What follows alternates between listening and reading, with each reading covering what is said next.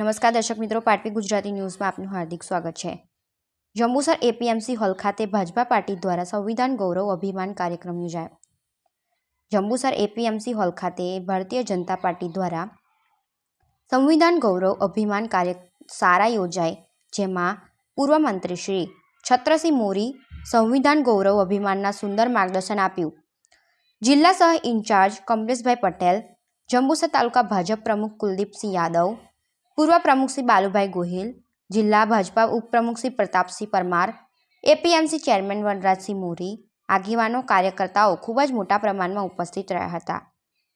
કાર્યશાળાની શરૂઆત વંદે માતરમથી કરવામાં આવી।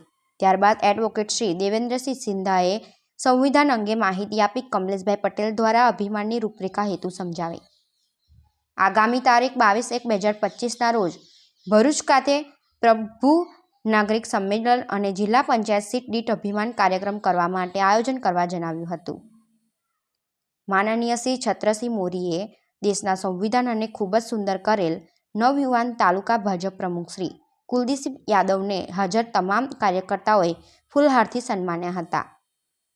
કાર્યનું સુંદર સંચાલન મહામંત્રી શ્રી પ્રમોદસિંહ રાઠોડ દ્વારા કરવામાં આવ્યું હતું। પાટવી ગુજરાતી ન્યૂઝ સહતંત્રી મનુભાઈ ગોહિલ, કહાનવા।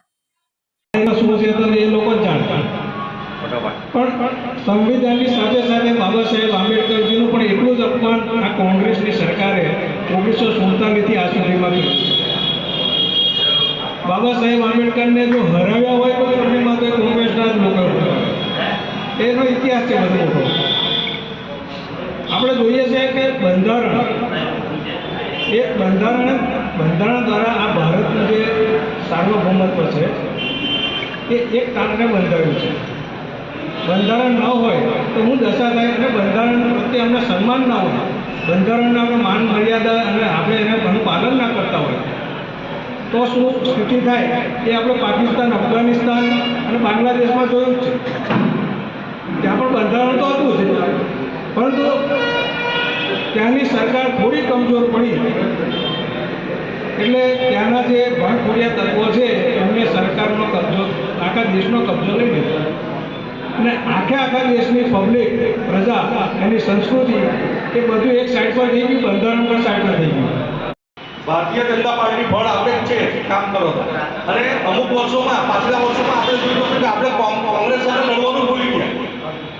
કોંગ્રેસ સાથે આપણે સામે જે આપણે લડત હતી એ જંબુસરના એરિયામાં ઓછી થતી લાગતી હતી મને, પણ આ એવું જે આપણે યુદ્ધ લડતા હોય અને જેની તૈયારી એટલે આયોજનની અંદર વધારે જેટલો પરસો પાડીએ આયોજન માટે એટલું યુદ્ધમાં જઈએ ને તો લોહી ઓછું વહેવાનું હોય।